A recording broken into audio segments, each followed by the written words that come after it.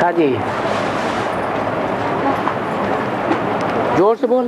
लक्ष्मी नारायण के चित्र में नारायण माला डाला है, जो लक्ष्मी माला डाली मोती का माला डाला है, और लक्ष्मी जो माला डाली है मोती का डाली है। मोती क्या डाली है? लक्ष्मी ने माला। हाँ, जो नारायण डाले वो सारा फूल का डाला। नारायण ने जो माला डाली है वो फूलों की माला डाली है। फूल किसको कहा जाता है?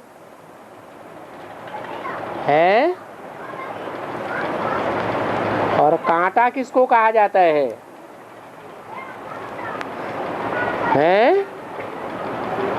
फूल हाथ में लेंगे तो फूल क्या करेगा?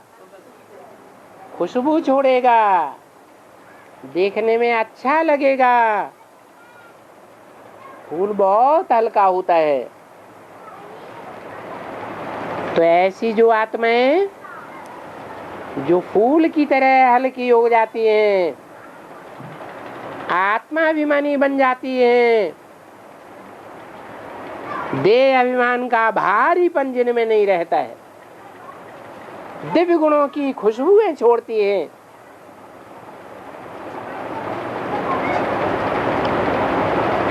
अव्यक्त चेहरे से बहुत मनमोहक सुंदरता दिखाई देती है। ऐसी आत्माओं को फूल के रूप में दिखाया है। उन फूलों की माला दिखाई गई है नारायण के गले में। और मोती तो रतन है। 9 प्रकार के रतन हैं, एक से एक बढ़कर के।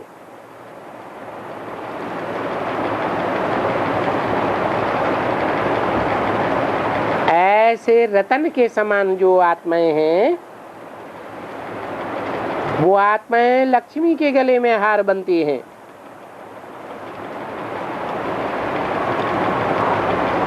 हीरे का हार नहीं दिखाया है, माणिक पन्ना का हार नहीं दिखाया है, मोती का हार दिखाया है। मोती ठंडा होता है या तासीर में गर्म होता है? ठंडा होता है। हर आत्मा को वो मोती मिसल आत्माएं ठंडक देने वाली हैं। और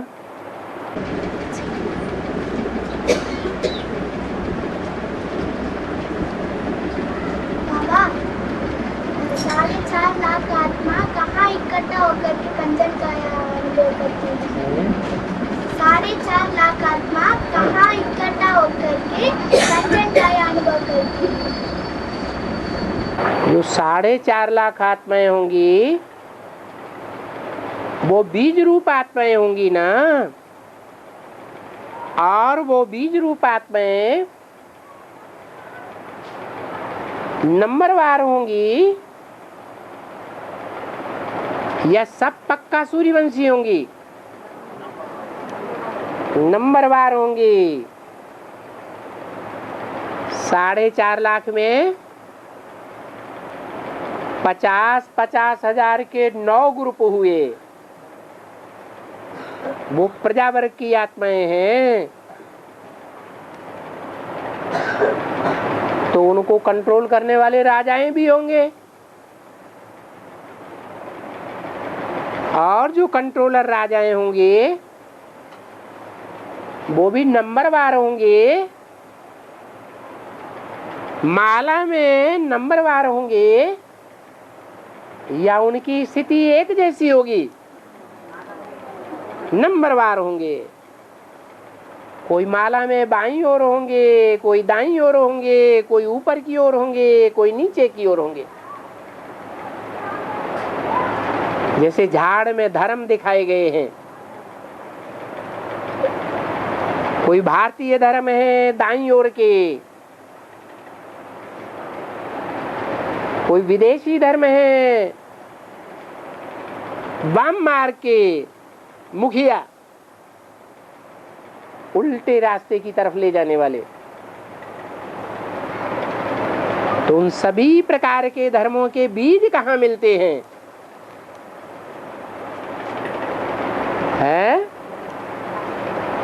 उन बीजों की शुरुआत कहाँ से होती है? चंद्रवंश से होती है या सूर्यवंश में ही होती है? सूर्यवंश में ही वो सब प्रकार के बीज हैं। वो सारे सब प्रकार के बीज जब दुनिया का विनाश होगा उस समय वो सेवा में लगे हुए होंगे या एक स्थान पर बैठ जाएंगे? हैं? सारी दुनिया में घूम घूम के सेवा करेंगे, क्योंकि बाबा ने बताया है मेरे बच्चे ही मेरी सबसे ज्यादा ग्लानि करते हैं। बोला है ना? तो शिव बाबा के मेरे बच्चे कौन हुए और ज्यादा से ज्यादा तादाद में कितने हुए हैं? कितने बच्चे हुए? 4.5 लाख। वो 4.5 लाख बीज रूप आत्माएं विनाश काल में एक जगह बैठ जाएंगी या सारी दुनिया में घूम घूम के सेवा करेंगी? क्यों? बाप के बच्चे हैं तो बाप के नजदीक रहना चाहिए। सारी दुनिया में क्यों बिखर जाएंगी? अभी अभी इशारा दिया, क्यों सारी दुनिया में चले जाएंगे, बिखर जाएंगे? हैं?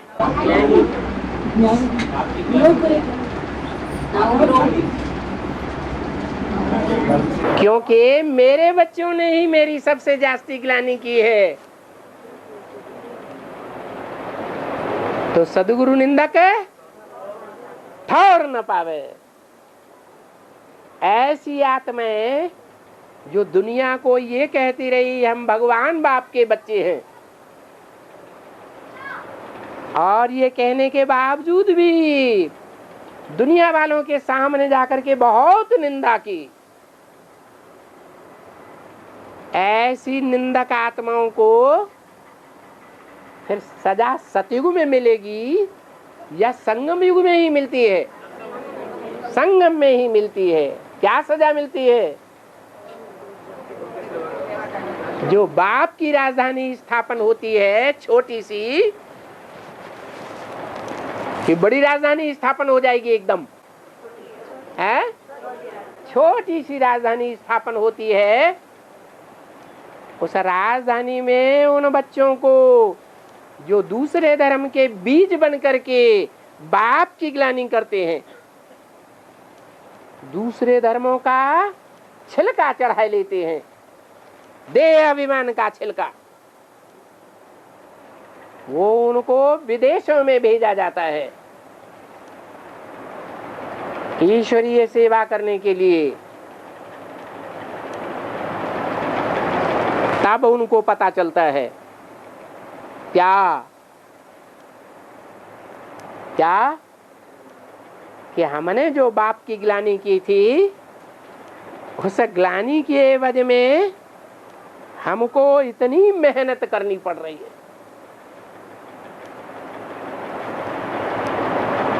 तो बिखर जाएंगे या एक स्थान पर रहेंगे? हैं? बिखर जाएंगे। बाद में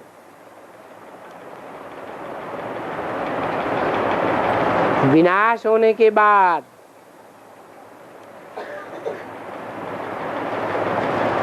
जब मूसलाधार बरसात होगी सारे विश्व में,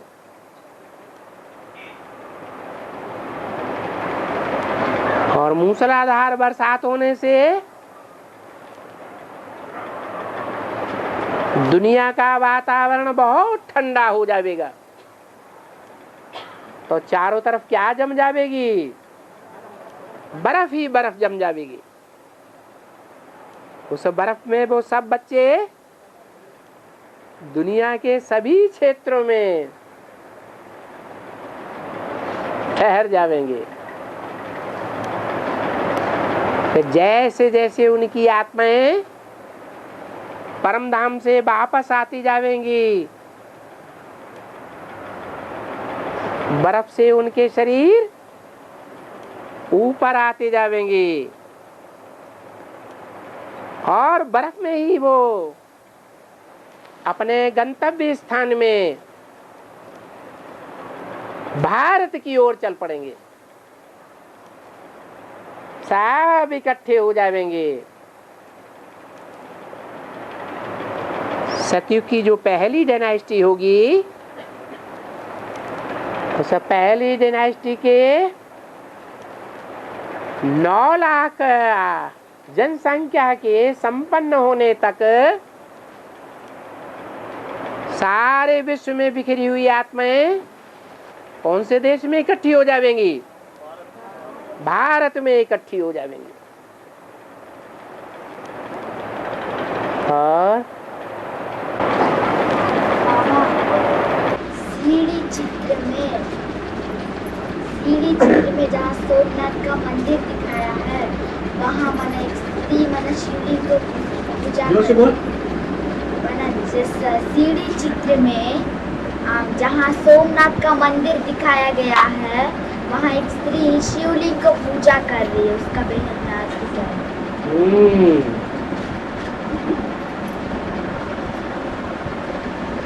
सोमनाथ का मंदिर जो है, उसमें परम पूजनीय कौन है?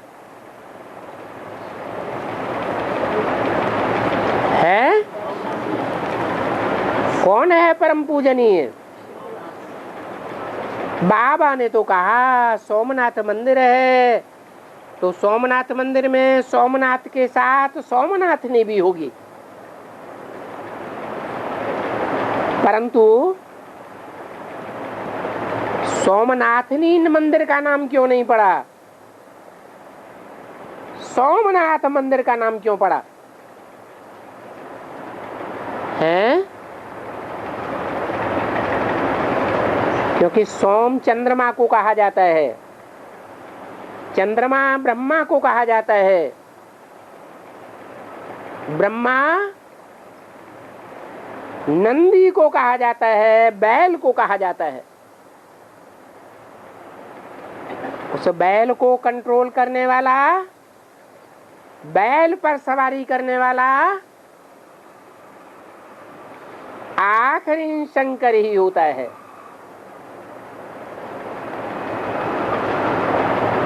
इसलिए दुनिया में सारे जानवर हैं या मनुष्य हैं, सारी दुनिया जानवर बन जाती है। और जानवरों का सबसे बड़ा मुखिया कौन बन जाता है? देह अभिमानी सांडा है। कौन है? जो शिव के मंदिर में जलाधारी के बाहर बैल दिखाया जाता है, वो बैल ब्रह्मा की यादगार है।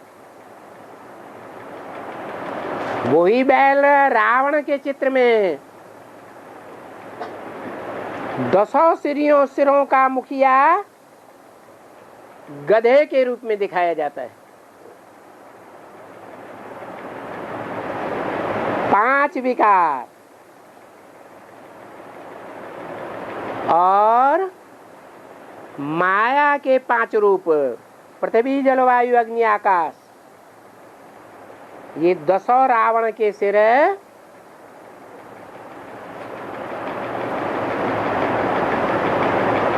देह अभिमान से उत्पन्न होते हैं। तो रावण के सिरों के ऊपर देह अभिमानी कौन दिखाया गया? गधा दिखाया। चाहे जितना ज्ञान स्नान करो, सालों साल ज्ञान की बात बताते रहो, गीता का भगवान कृष्ण नहीं है, लेकिन वो ऐसा मिट्टी में, देह अभिमान की मिट्टी में घड़ी घड़ी लौटने वाला है कि उसकी बुद्धि में ज्ञान की बात बैठती ही नहीं। जो हम बच्चे भी अनुभव करते हैं, जब विकारों में गिर जाते हैं तो ज्ञान बुद्धि से उड़ जाता है। निर्विकारी बनते हैं जिन दिनों में, तो बुद्धि में ज्ञान भी ठहर जाता है। तो मूल एक पॉइंट,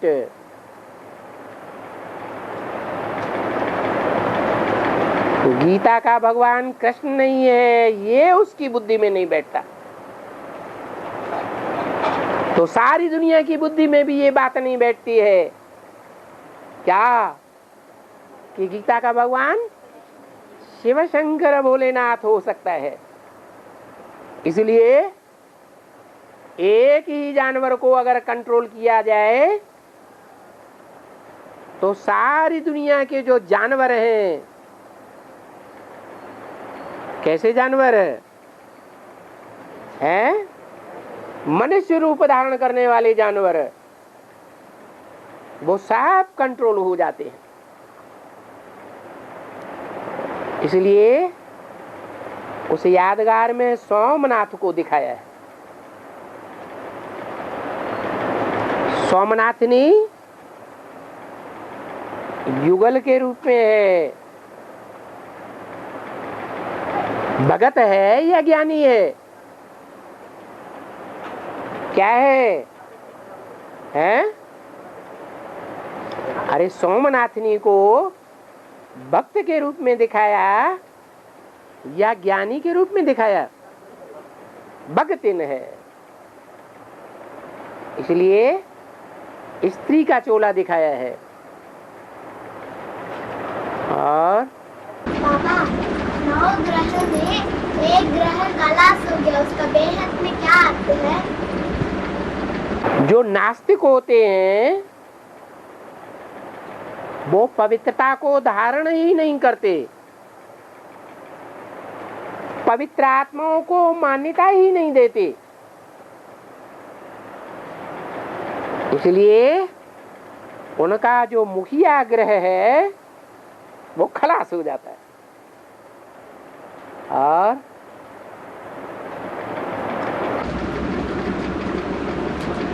बाबा, सीढ़ी चित्र के नीचे, सीढ़ी चित्र के नीचे एक पीला वस्त्र पहन के और एक व्हाइट वस्त्र पहन के बैठे हैं। एक पीला वस्त्र पहने बैठे सन्यासी और एक सफेद वस्त्र पहने बैठे हैं तथाकथित ब्रह्मा कुमार कुमारी। नहीं समझा? हाँ,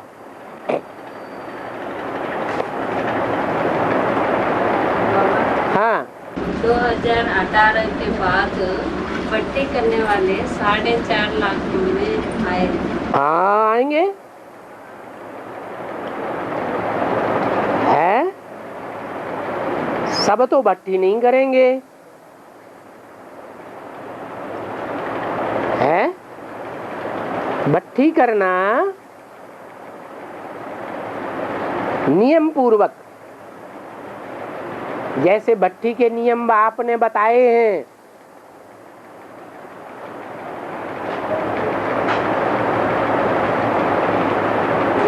घर से बाहर भी न जावे, एक कदम भी बाहर न रखे, बाहर का कुछ भी खाना पीना न करे, यहाँ तक कि बाहर की दुनिया में चिट्ठी भी न लिखे।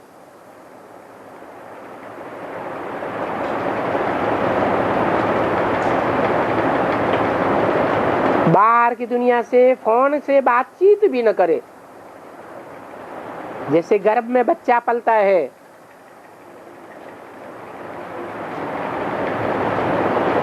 गर्भ में पलने वाली आत्मा को सारी रसद, सारी शक्ति कहाँ मिलती है? बाहर से कि अंदर से?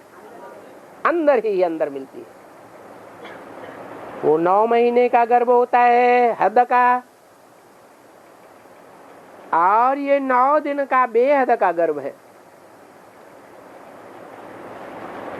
एक दिन जाते हैं तो भी ज्ञान में बुद्धि लगी रहती है, 7 दिन भट्ठी करके वापस आते हैं तो भी ज्ञान में बुद्धि लगी रहती है। तो 9 दिन का ये ज्ञान गर्भ है। उस ज्ञान गर्भ से बाहर आकर निश्चय पैदा हो जाता है बच्चे को, ये मेरा बाप है। और जो आत्मा रूपी बच्चा है वो बाप का कब बनता है? बाप के घर में जाकर के जन्म लेगा तब ही बच्चा बनेगा, या बिना जन्म लिए बच्चा बनेगा? है बाप के घर में जाकर के जन्म लेना पड़े। तो ऐसे ही है भट्ठी करने वाले कितने निकलेंगे जो विनाश के टाइम पर भी बाप के बच्चे बनकर के रह सके।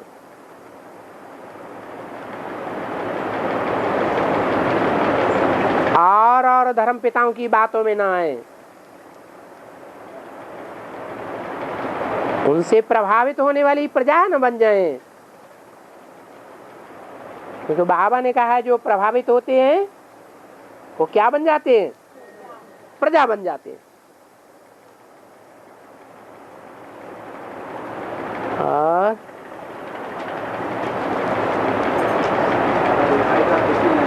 हाँ,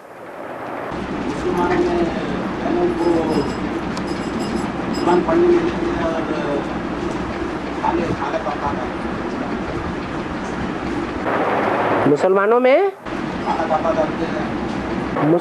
में औरतों को हाँ हैं कुरान पढ़ते समय पढ़ने नहीं देते। हाँ, माताओं को कुरान नहीं पढ़ने देते हैं और उनके मुख पर काला कपड़ा डाल देते हैं। इसका मतलब ये है कि काला कपड़ा शरीर के व्यभिचारी होने की यादगार है। क्योंकि वो माताएं अनेक शादियां करती हैं अपने जीवन में।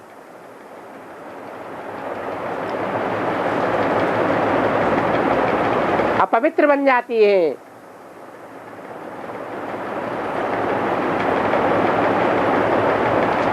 कोई कहे कि पुरुष नहीं अपवित्र बनते हैं, पुरुष भी अपवित्र बनते हैं, लेकिन अपवित्रता का कचरा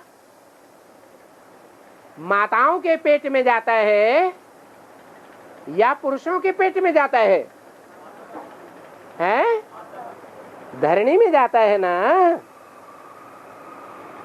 तो वो कचरा अपवित्र बनाए देता है। इसलिए मुसलमान माताओं को पवित्र कुरान नहीं पढ़ने देते।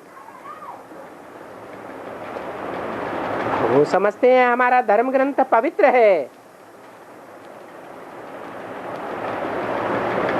और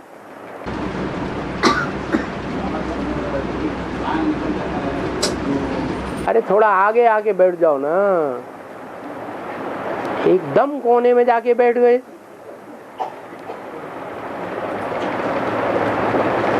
कैमरे से डर लगता है क्या? है? हाँ बोलो। हैं? गंगा जल कोई प्राणी निकल जाता है तो गंगा जल कोई मर जाता है आदमी, हाँ, मुंह में इसीलिए डालते हैं कि गायन है अंत समय में गंगा जल मुख में हो और भगवान का नाम मुख में हो, तो वो स्थूल गंगा का जल डाल देते हैं। वास्तव में ये शूटिंग संगम युग की है। संगम युग में जब ज्ञान गंगाएं प्रत्यक्ष होती हैं नंबरवार, तो उनके मुख से निकला हुआ ज्ञान जल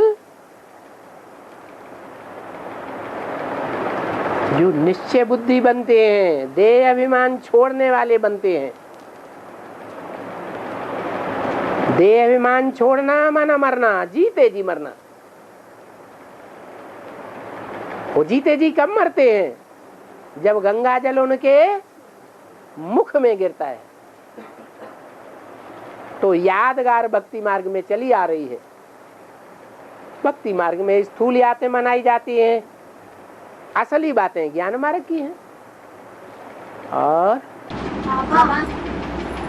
राजयोग में क्या क्या रहस्य बना हुआ बाबा?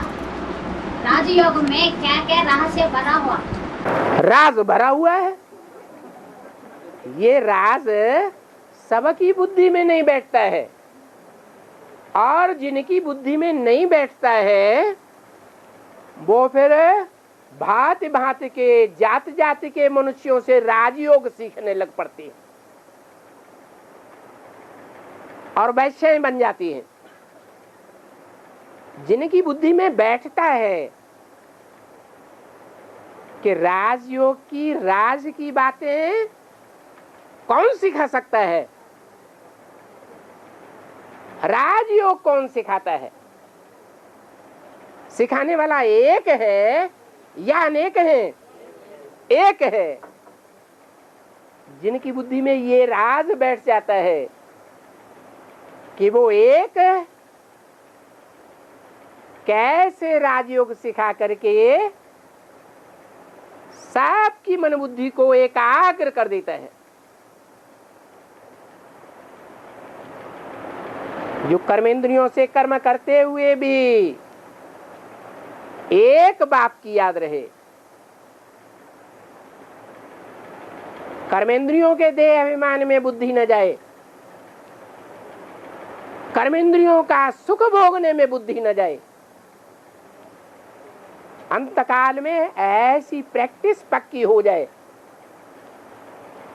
तो अंतमते सोगते हो जाएगी। पारिजातम का क्या है बाबा? पारिजातम, पारिजात वृक्ष दिखाया है शास्त्रों में कि वो वृक्ष इंद्र सभा में था, माना स्वर्ग में था। जात माने जन्म लेने वाला, जन्म लिया हुआ।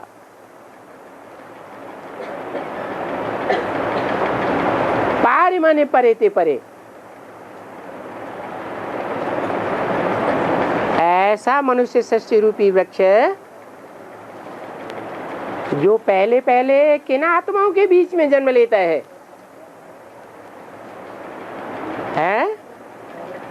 जो देव आत्माएं हैं उन्हीं के बीच में प्रत्यक्ष होता है, प्रत्यक्षता रूपी जन्म लेता है। इसलिए उसका नाम पारिजात पड़ता है।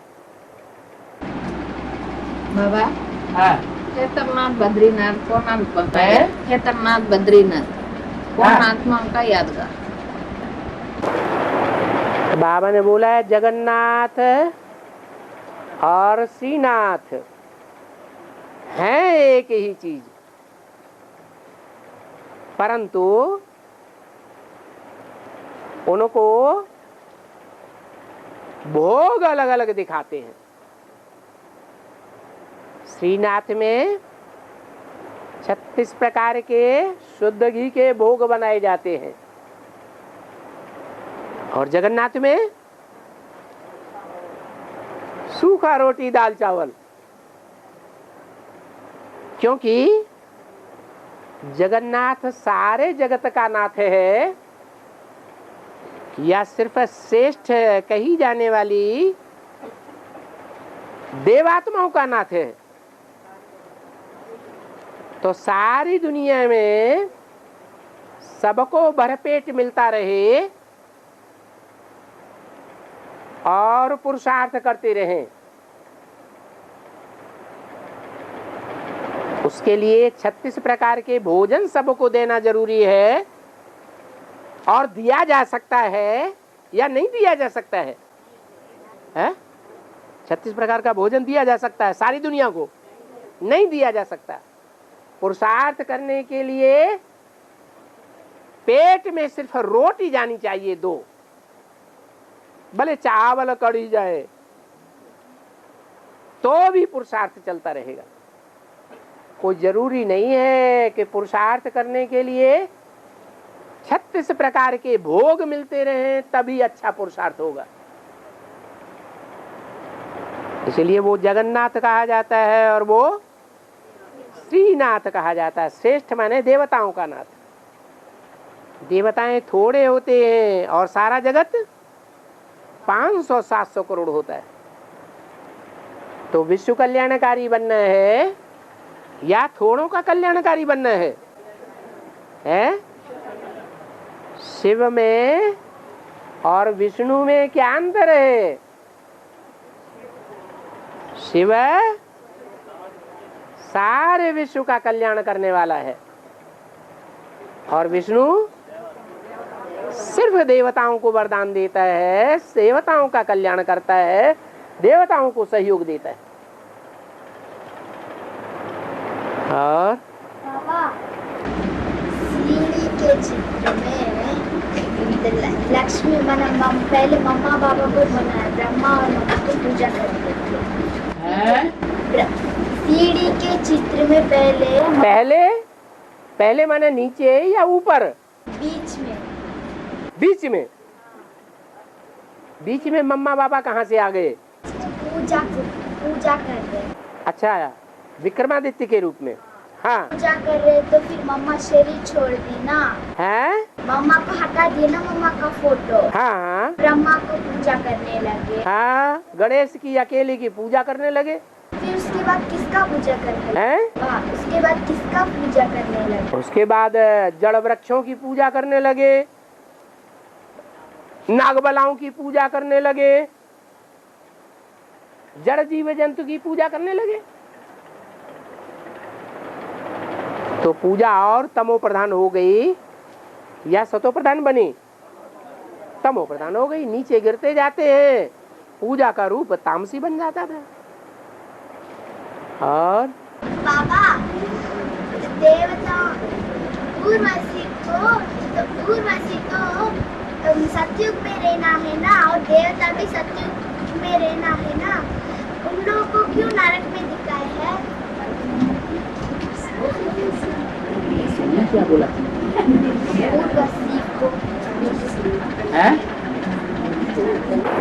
क्या पूछना चाहती है, समझा किसी ने?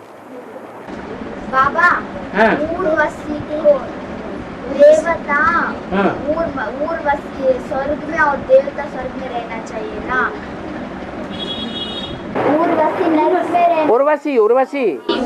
नरक में रहना चाहिए ना। हाँ। क्यों स्वर्ग में दिखाया? हाँ, अच्छे अच्छे कर्म करेंगे तो स्वर्ग में जाएंगे। और सबसे अच्छा डांस कौन करती थी? हैं? उर्वशी। तो जब सबसे अच्छा डांस करेगी ज्ञान का तो स्वर्गवासी नहीं बनेगी? बनेगी ना। गंगा भी तो मनुष्य थी, मनुष्यों के यहाँ जन्म लिया या स्वर्ग में देवताओं के यहाँ जन्म लिया? गंगा ने किसके यहाँ जन्म लिया है? पार्वती ने किसके यहाँ जन्म लिया? अरे, हिमालय राज के यहाँ। पार्वती ने बाद में जन्म लिया और गंगा ने पहले ही जन्म लिया हिमालय राज के यहाँ। तो मनुष्य हुई या देवता हुई? है मनुष्य हुई। फिर वो स्वर्ग में गई कि नहीं गई? है, स्वर्ग में गई। इसका मतलब ये हुआ कि गंगा और उर्वशी दोनों शास्त्रों में एक ही आत्माओं को दो रूप में दिखा दिया है।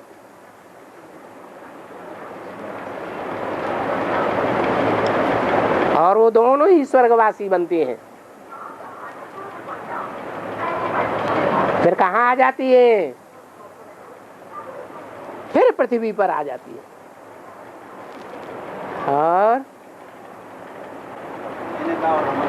है मेनका, मैन, जैसे कहते हैं आ मेरे का, आ मेरे हो क्या, तो नाम पड़ गया आ मेरे का। आ जाओ, क्यों झिझकते हो? तुम मेरे हो क्या या माया ठगनी के हो? अरे अमेरिका किसका है? भगवान का है या माया का है? इसलिए अव्यक्तवाणी में बोला आ मेरे का, आ मेरे का। ऐसे ही मैन का, मैन माने मुख्य और का माने क्या? माना जो भी ज्ञान योग के पंखों से उड़ने वाली, डांस करने वाली, ज्ञान का डांस करने वाली अप्सराएं हैं, परियां हैं, उनमें वो मैन है क्या? प्रश्नवाचक चिन्ह, अर्थात मुखिया नहीं है। हाँ, एक साधारण पड़ी है जरूर, तो मेनका हो गई। और है? है?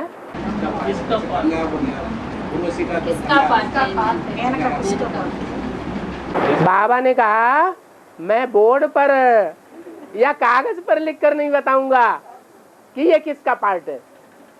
हाँ, इशारा देता हूँ, इशारा देता हूँ। मैंने कहा ये मुख्य है क्या? है?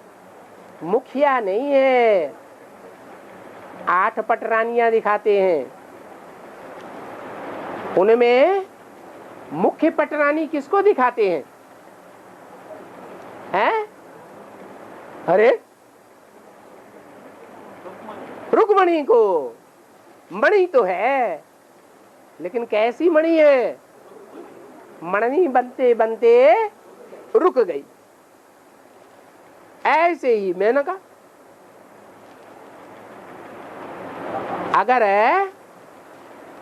भगवान का बन जाए, सरेंडर हो जाए, परंतु निभाए नहीं, तो मुखिया की कुर्सी ले लेगा क्या? नहीं ले सकता। ऐसे ही मैंने कहा है।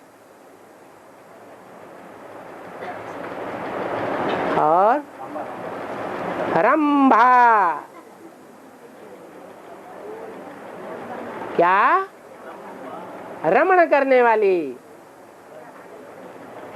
भा, भा माने रोशनी, माना रमण करने वाली ऐसी नारी, ऐसी परी जो ज्ञान की रोशनी भी देती है, प्योरिटी की रोशनी भी देती है, इंद्रियों से रमण कराने वाली है। बताओ, ऐसी पवित्र नारी, ऐसी पवित्र देवी कौन सी गाई हुई है? है? अरे शास्त्रों में कौन गाया हुआ है? जो भयंकर हिंसक दिखाई गई है, वो विकारों की हिंसक दिखाई गई है या स्थूल हिंसा करने वाली दिखाई है? अरे अरे बाबा के हिसाब से कौन सी हिंसा है जो शास्त्रों में दिखाई गई? चाहे महाभारत हो, चाहे देवासुर संग्राम हो, चाहे रामायण हो, कौन सी हिंसा की बातें है? काम क्रोध लोभ मोह अहंकार की हिंसा की बातें है। तो कौन सी देवी है ऐसी हिंसा बहुत करती है, बहुत खून खराबा है? महाकाली। कौन सा खून खराबा करती है? हैं? अरे संकल्पों का खून कब बहता है? हैं? हाँ, व्यभिचार से संकल्पों का खून बहता है या व्यभिचारी दुनिया में संकल्पों का खून बहता है? ज्यादा खून खराबा कहाँ होता है? कहाँ होता है? अरे जो व्यभिचारी दुनिया है, कोई पति है उसकी पत्नी छोड़ के चली जाती है, या पत्नी है उसका पति छोड़ के चला जाता है, दूसरी शादी कर लेता है, तो संकल्पों का खून बहता है या नहीं बहता है? बहता है। ऐसा खून बहाने वालियों में महाकाली नंबर 1 है सारी दुनिया के बीच में। और विनाश कैसे होता है? इम्प्योरिटी से विनाश होता है, प्योरिटी से स्थापना होती है।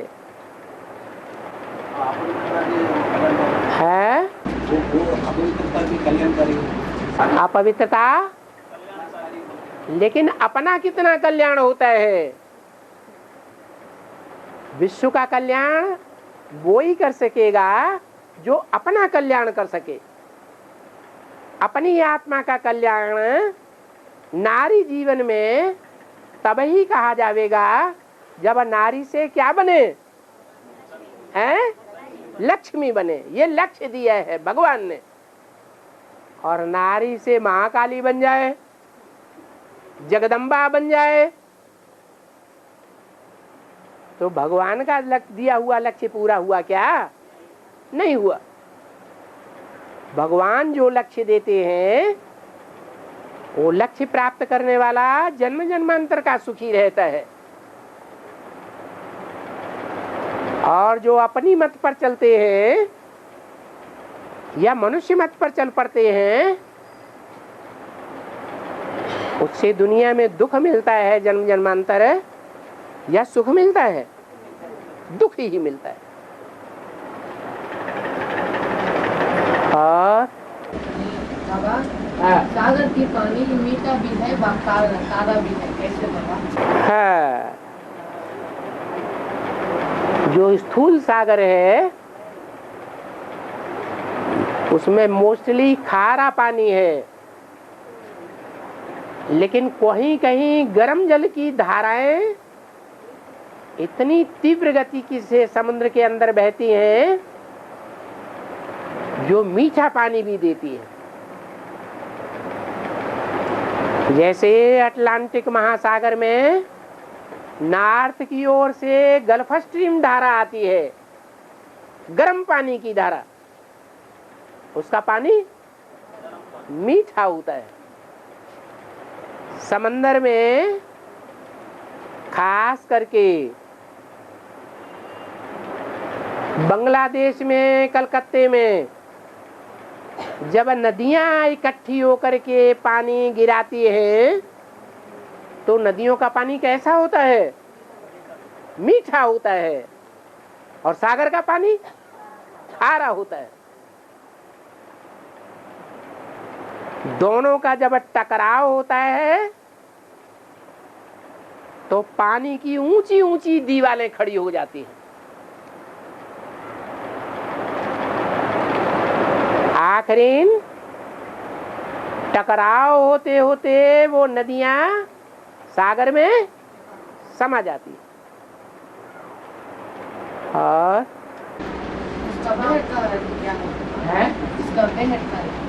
बता तो दिया, ज्ञान की नदियां मीठा जल देती हैं और सागर, ज्ञान सागर बाप खारा। किसके लिए खारा और किसके लिए मीठा?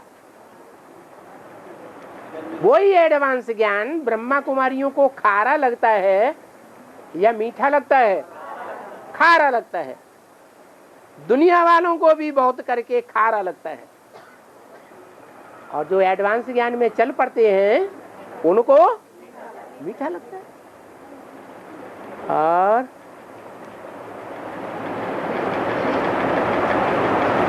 बाबा है भारत में दिखाते हैं, महाभारत में दिखाते हैं एक लव पेड़ को बाण मारता रहता है, तो तब तक कुत्ता आता है, तो कुत्ता के मुंह में बाण मारता है।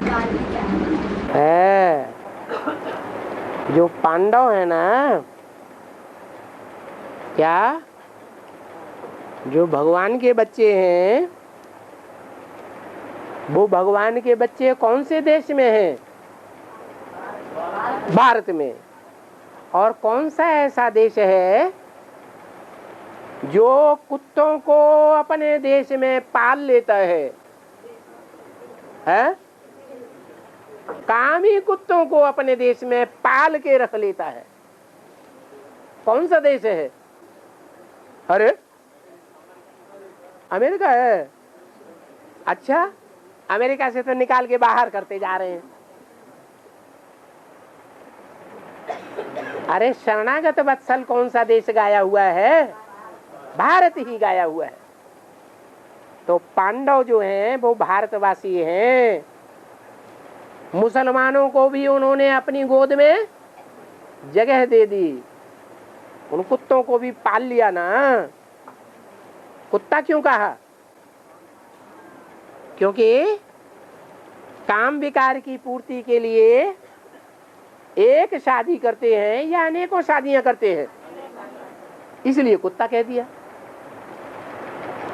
तो पांडवों के कुत्ते को एकलव्य ने क्या किया है? क्या किया एकलव्य ने? एक को लव करने वाले ने क्या किया? उन कुत्तों के मुंह में ज्ञान के बाण भर दिए। कौन कुत्ते? इस्लामी क्रिश्चियंस वगैरह, मुसलमान। ऐसे ऐसे ज्ञान बाण छोड़ता है तो उनका भौंकना बंद हो जाता है। और बाबा वेगदान बापू भी ब्रह्मपुत्रा नदी कह सकते हैं ना? कौन सी नदी है जो ऊंची ऊंची स्टेज में बहती है? है?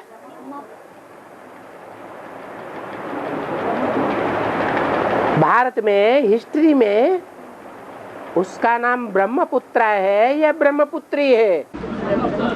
हैं? ये मुरलियों का नाम है।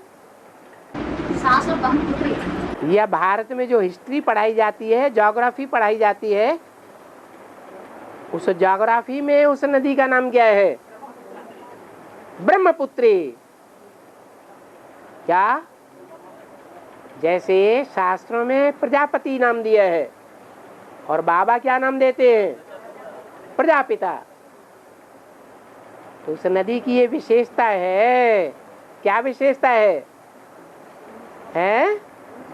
पहाड़ों की ऊंची ऊंची पवित्रता की स्टेज पर बहती है। जो नदी मैदान में आ जाती है उसमें ज्यादा कचरा पड़ता है, गंद पड़ती है, या पहाड़ों पर ज्यादा गंद पड़ती है नदी में? है? मैदान में ज्यादा गंद पड़ती है और ब्रह्मपुत्र नदी में गंद पड़ती है। तो बताओ, ब्राह्मणों की दुनिया में वो कौन सी ब्राह्मणी है जिसके जीवन में कचरा नहीं गिरता है या कचरे को ग्रहण नहीं करती है? है? कौन? वैष्णवी देवी। वो नदी कहां से निकलती है? मान सरोवर झील से निकलती है। ज्ञानमान सरोवर ऊंची स्टेज का सरोवर है, जिसका पानी, जिसका ज्ञान जल पारदर्शी है।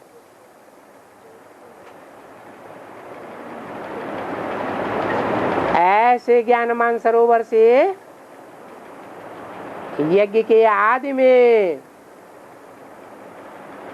वो ब्रह्मपुत्रा नदी निकली थी। पहाड़ों की ऊंची ऊंची स्टेज में बहते बहते कहां से नीचे गिरना शुरू होती है?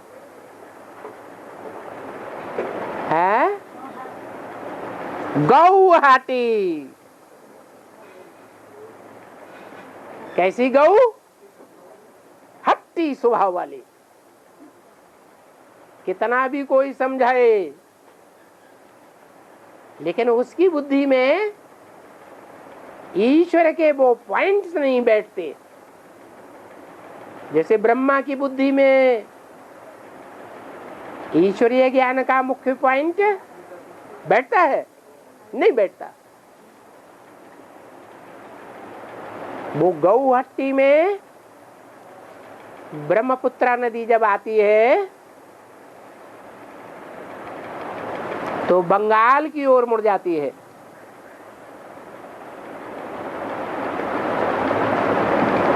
गंगा से मिलकर के सागर में गिरती है और गंगा सागर नाम हो जाता है।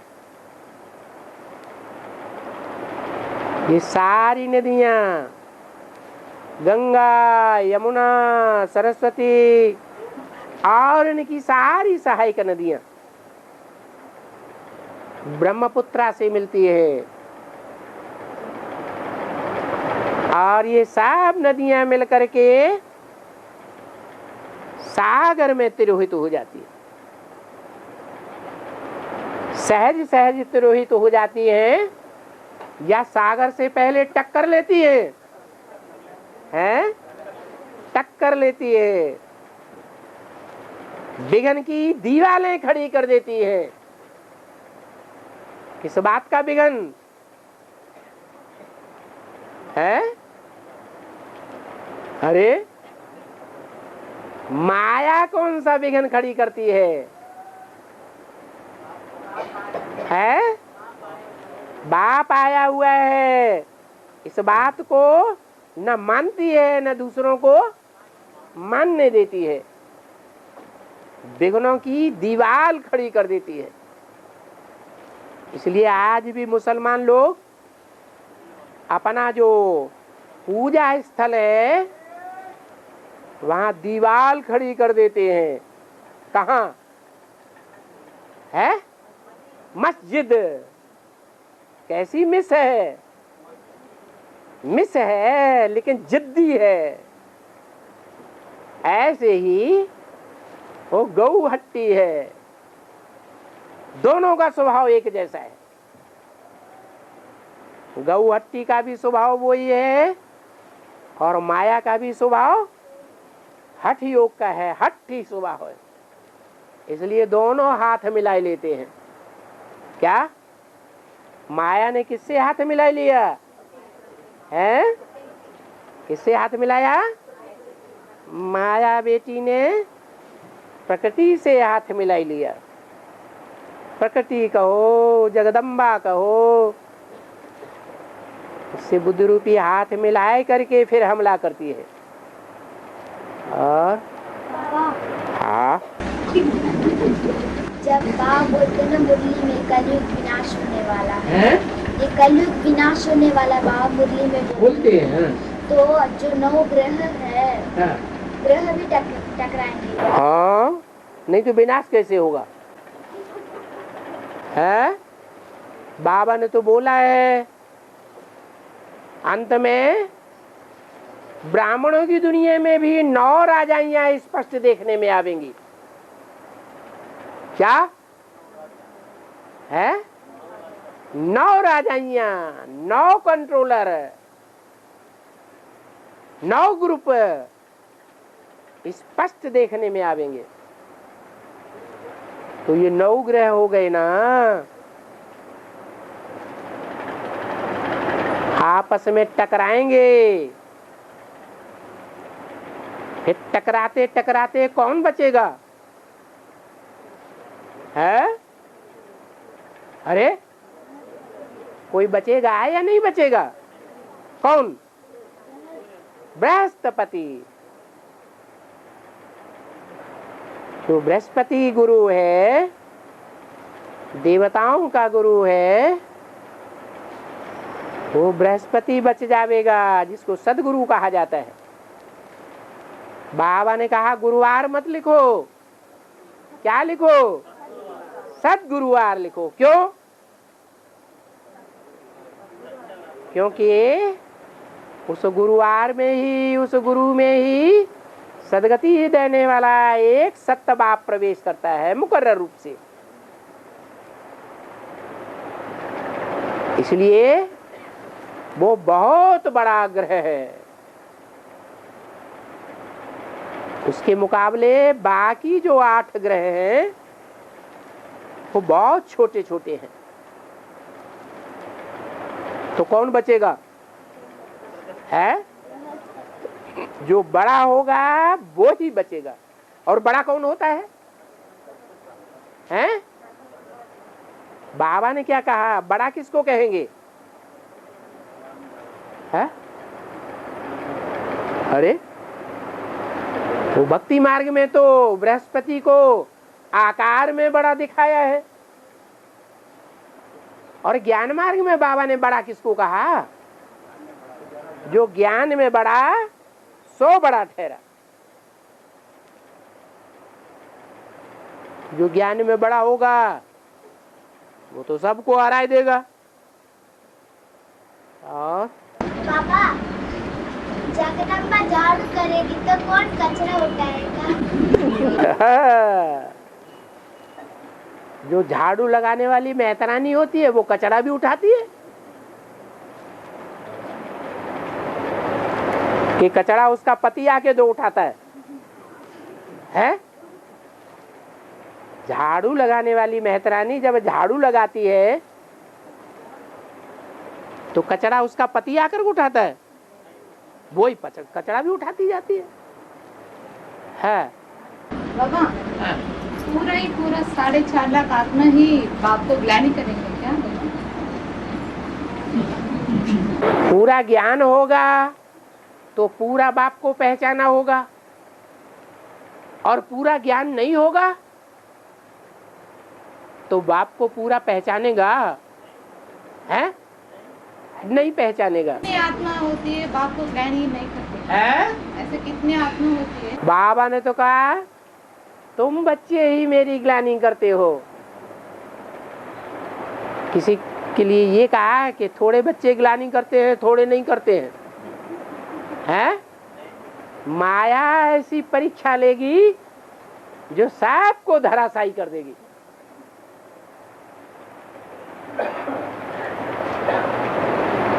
सब विधर्मी बन जावेंगे, रावण संप्रदाय बन जावेंगे। कलयुग के अंत में सारी दुनिया रावण संप्रदाय बन जाती है, या कोई बच जाते हैं? तो शूटिंग नहीं होगी। अरे सारी दुनिया के रावण संप्रदाय बनने की शूटिंग संगम युग में होनी है या नहीं होनी है? होनी है। तो कोई बचेगा? अष्टदेव बचेंगे? वो भी नहीं बचेंगे। आखिरी जन्म के आखिरी हिस्से में वो भी विधर्मियों के चक्कर में आ जाते हैं। ओम शांति।